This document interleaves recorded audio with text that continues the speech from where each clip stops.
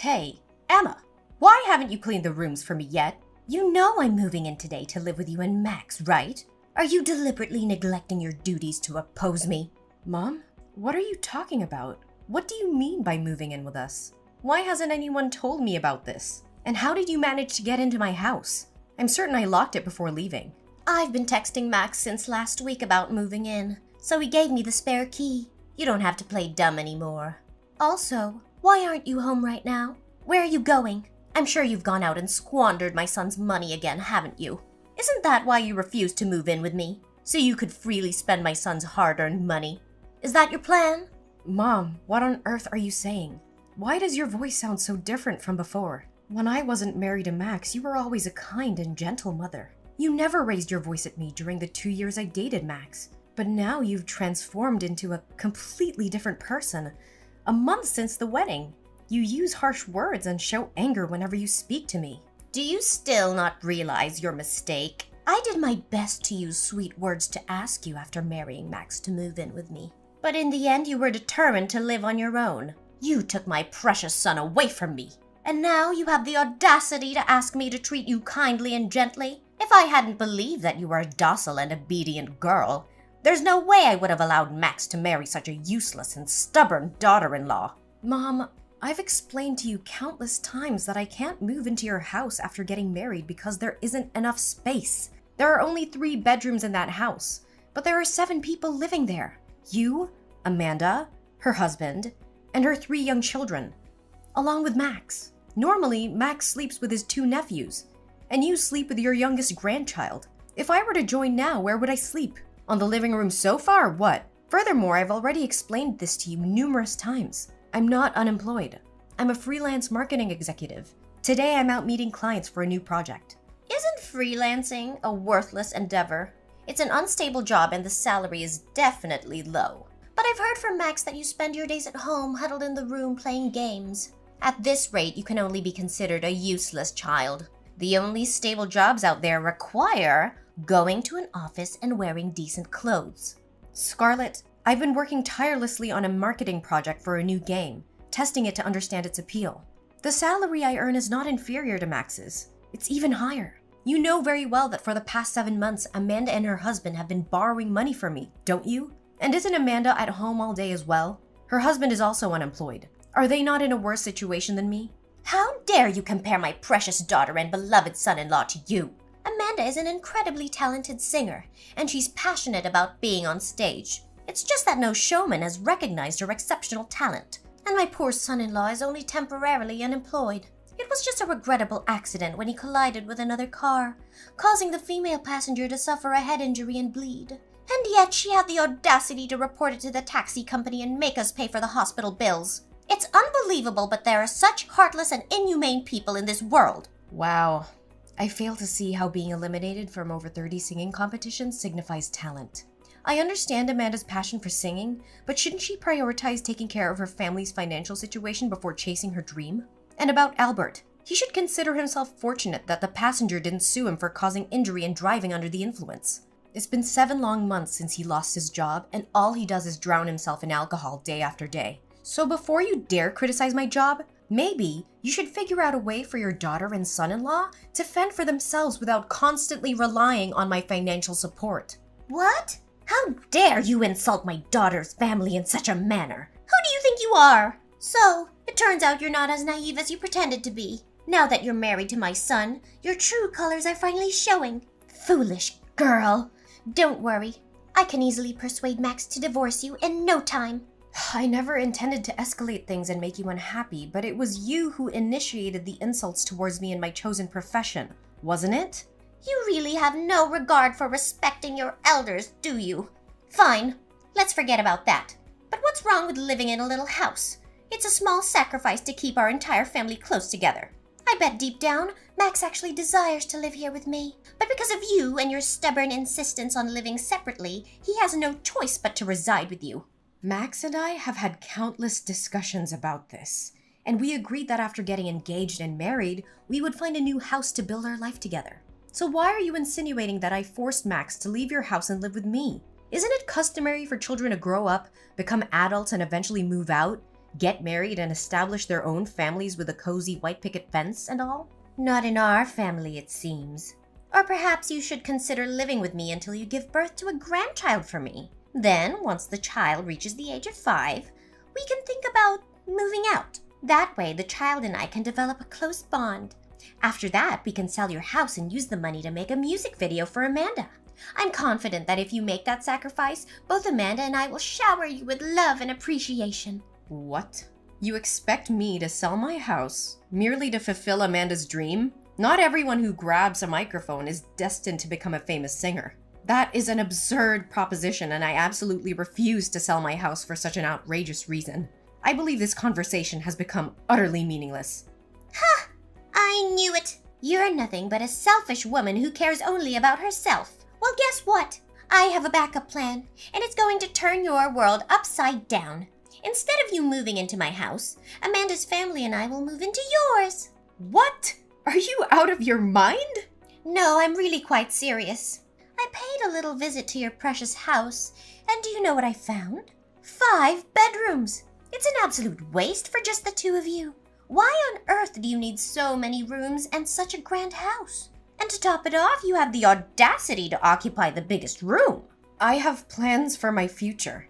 I want to have 3 children, which means I need those extra bedrooms. And yes, I plan to hire a full-time nanny because I have a career to maintain. And how do you even know that my bedroom is the biggest? Did you invade my privacy and snoop around? Privacy? That's a luxury you don't deserve. This is my son's house. And as his mother, I can go wherever I please without needing your permission. Lazy is what you are. You haven't even had children yet, and you're already thinking of outsourcing their care? Unacceptable! With all those empty rooms, it only makes sense for my entire family to move in with you. I'll have 1 room. Amanda and her husband can have another. My 2 boys can share, and my little girl can have the last one. It's the most logical arrangement. And I suggest you give up the big bedroom to Amanda and her husband to settle for the smaller one on the first floor. Absolutely not. The bedroom on the first floor is the smallest because I designated it for the nanny. You have no right to barge into my house without consent and demand such absurd things. I won't allow it. Mom, listen carefully. Get out of my house right this instant. Lock the door behind you, and throw the spare key back through the gap of the door. If you don't comply, I will take matters into my own hands. And trust me, you won't like the outcome. What? What are you even threatening me with? You're nothing but an arrogant, uncivilized woman. Don't you understand the dynamics of being a daughter-in-law? I will make sure Max knows about your insolence, and he won't let you get away with speaking to me like this. Mom, you're being completely unreasonable. Get out of my house right now. Once I'm finished with my client, I'll come over to your house and we'll settle this matter once and for all. It's too late for that. I've already sold my old house and my family has moved all our belongings here. There's no going back and you won't be able to come up with any more excuses to reject us. What? That's impossible. You must leave my house or I'll call the police and report your trespassing. Call the police? Are you really going to call the police on your own mother-in-law and your own sister-in-law's family? Go ahead. Do it. Don't forget, my son is your husband and the rightful owner of this house. You're the one who should be leaving. You clearly have no idea who you're messing with. I will make sure to inform Max about your insolence, and he won't let you get away with it. Oh, by the way, the moving service has arrived. I have instructed them to move in and place your belongings in the smaller bedroom. The kids are already falling in love with this house. You better come back here early and cook lunch and dinner for us, or I'll make sure Max knows about your insolence. He will beat you up. For sure. What? You can't do that. Get out of my house right this instant.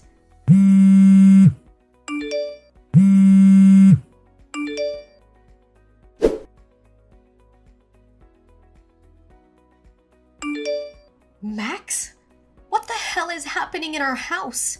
Your manipulative mother and Amanda's family have forcefully invaded our home, and you conveniently kept me in the dark? She claims to have texted you a week ago, but why didn't you have the decency to inform me? We had an agreement, remember? We clearly agreed not to live with them. Calm down, Emma.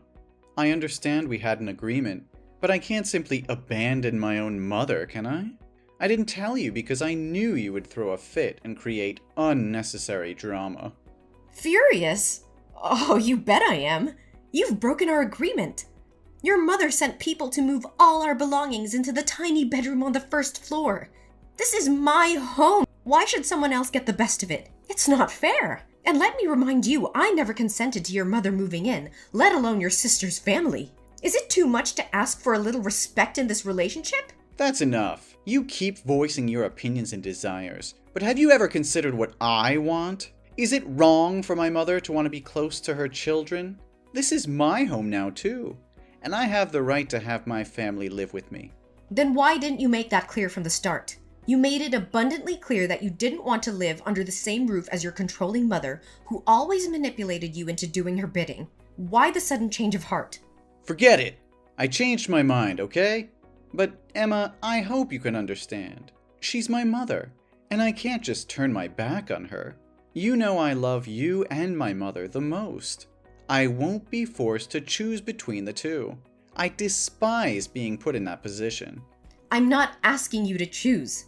I just want you to find a solution that respects both of us instead of disregarding my feelings to please your mother. If you go through with this, it will crush me. What? My mother just called me sobbing, claiming that you insulted and offended her, as well as my sister and brother-in-law. What the hell happened? Are you still playing the role of the weak, victimized wife? How could such cruel words escape your lips? What? No, it's not what you're thinking. I got carried away in anger and said some harsh words, but I certainly didn't intend to offend your mother or your sister. Your mother insulted me and belittled my job first, calling me useless and uneducated. I was furious, and a few unpleasant things slipped out about Amanda's family, but they're all true. What? Just because my mother said something that upset you, you dared to argue with her so vehemently? Why couldn't you control yourself and apologize to her so she could leave? How could you not think things through? Go home right now, get on your knees and apologize to my mother. Slap your own mouth to apologize to her. If you refuse, maybe this marriage doesn't need to continue. No, Max, I won't apologize for defending myself against your mother's insults and mistreatment. How can you expect me to bow down and beg for forgiveness when she's the one who started it all? I won't let her walk all over me and dictate the terms of our marriage. You're being unreasonable, Emma. I can't believe you're standing up against my mother like this. She's my family, and you should respect her no matter what. I can't let you disrespect her and ruin our relationship with her. And what about my feelings, Max? What about the way your mother has treated me since the day we got married? She has never accepted me as part of this family. She belittles my accomplishments, insults my career, and undermines my role as your wife. How can you expect me just to tolerate that and bow down to her demands? This is tearing our family apart, Emma. Can't you see that? I love you, but I also love my mother. I don't want to choose between the two of you. We need to find a way to make peace and keep our family together. Peace? How can we find peace when your mother constantly disrespects me and crosses boundaries? I can't live like this, Max. I deserve to be treated with dignity and respect. If you can't stand up for me and protect our marriage, then maybe we really are better off apart. Emma, please. I beg you. I can't bear the thought of losing you. I just spoke without thinking. Don't take it seriously. People say hurtful things when they're angry. I promise to have a serious conversation with my mother and make her understand how important you are to me.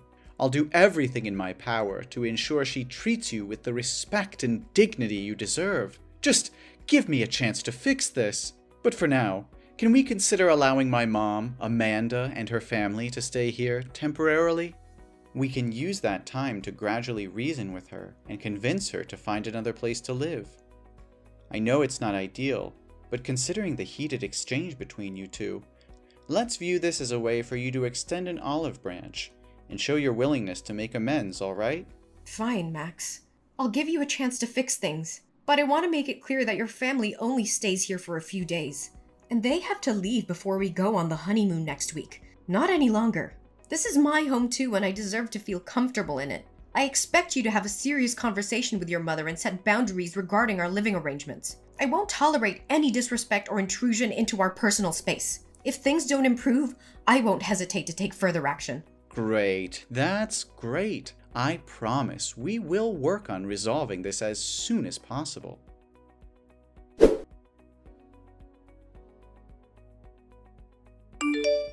Mom? Where is everyone? I've been calling and texting Max nonstop, but he's ignoring me. If we don't hurry to the airport, we'll miss our flight. Did you all just leave without me?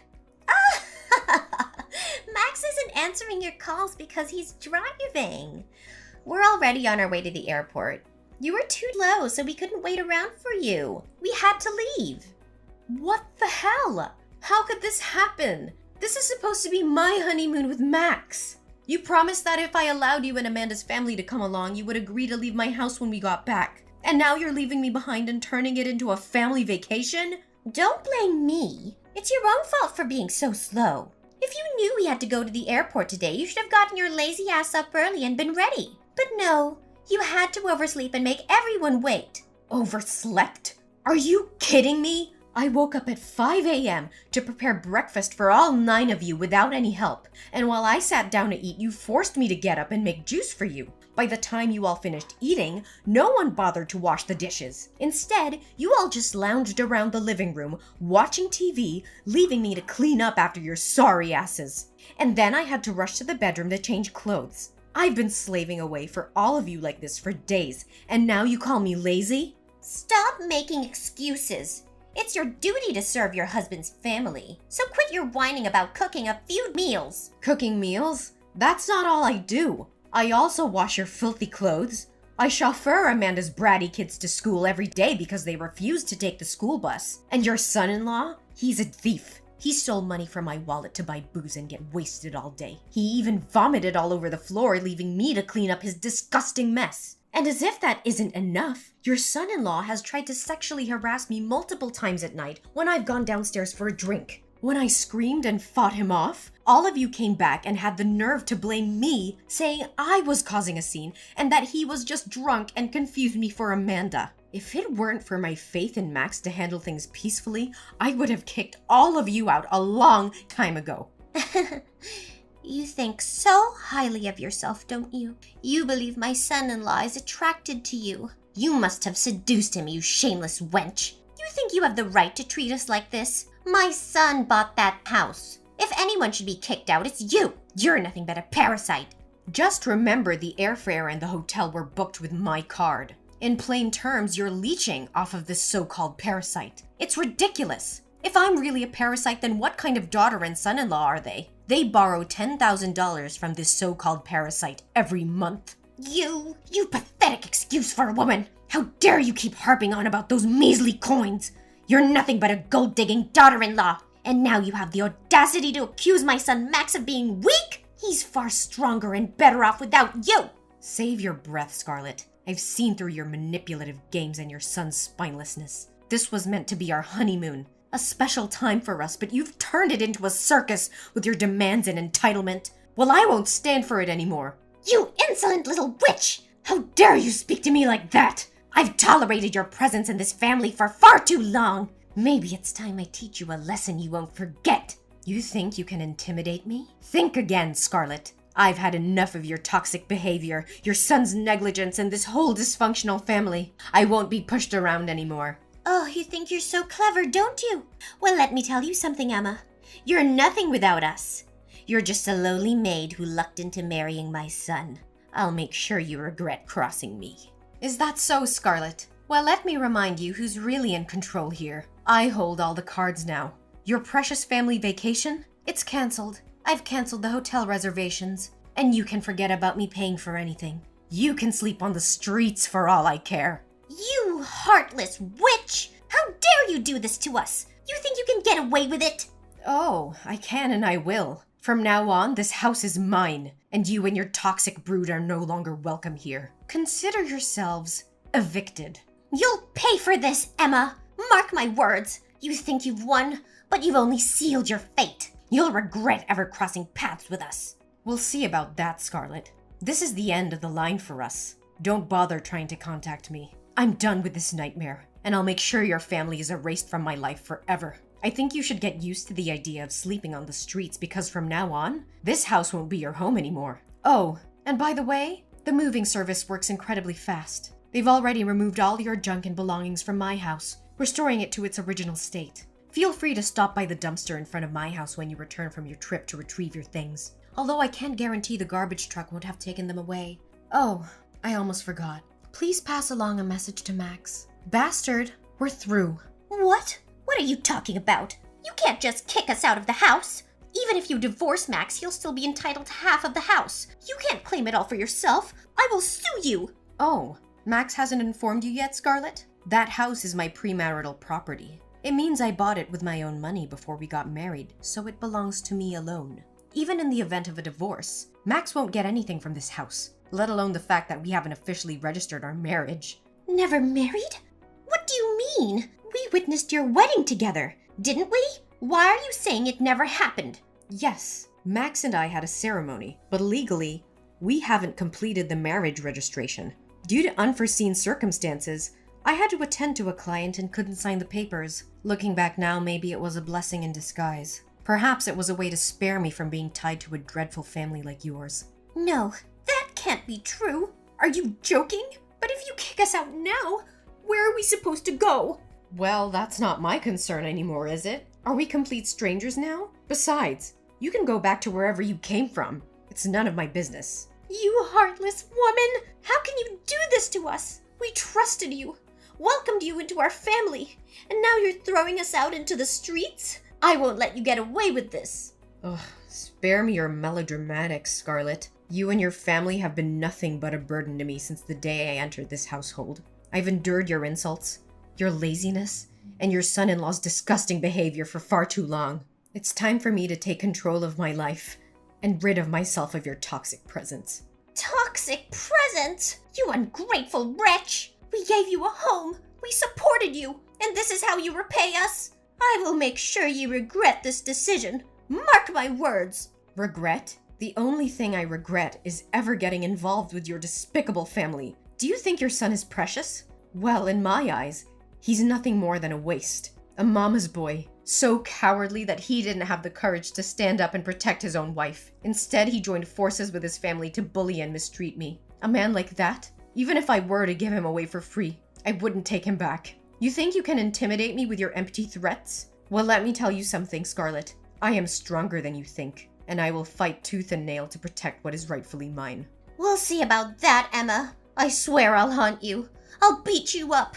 I won't rest until... Until what, Scarlett? Until you bring more chaos and misery into my life? I've had enough of your toxic presence and your attempts to manipulate and control me. You can try all you want, but I won't let you destroy me any longer. I'm done wasting my time on you, Scarlett. I have better things to focus on than your petty threats. From now on, I will build a life free from your toxicity and negativity. Goodbye, Scarlett. May we never cross paths again.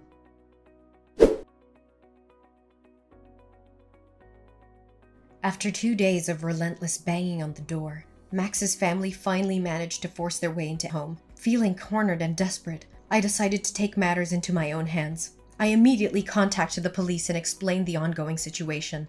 The authorities arrived promptly and took control of the situation, ensuring my safety. I provided the police with substantial evidence of my claims. I presented the loan papers, proving that Amanda's family had borrowed a significant amount of money from me. As a result, I was able to recover $100,000 from them, putting an end to their financial obligation. Furthermore, I also spoke up about the abuse I had endured. I showed the police the text messages from Max's mother, in which she threatened to harm me physically. I also shared the incidents of mental violence inflicted upon me by Max's brother-in-law. The evidence was compelling and undeniable. As a result, legal action was taken against Max's family. They were issued a restraining order, prohibiting them from approaching me and my home within a 3-kilometer radius. Additionally, they were required to pay a substantial fee as compensation for the emotional damage inflicted upon me. From that point forward, I focused on rebuilding my life. I surrounded myself with supportive and caring individuals who uplifted me. With the compensation I received, I was able to start anew, pursuing my passions and finding happiness on my own terms. While the scars of the past remained, I emerged stronger and wiser. I learned to trust my instincts, stand up for myself, and prioritize my well-being. The unfortunate events had taught me invaluable lessons about resilience and the importance of self-love. In the end, my story was not just one of survival, but of triumph.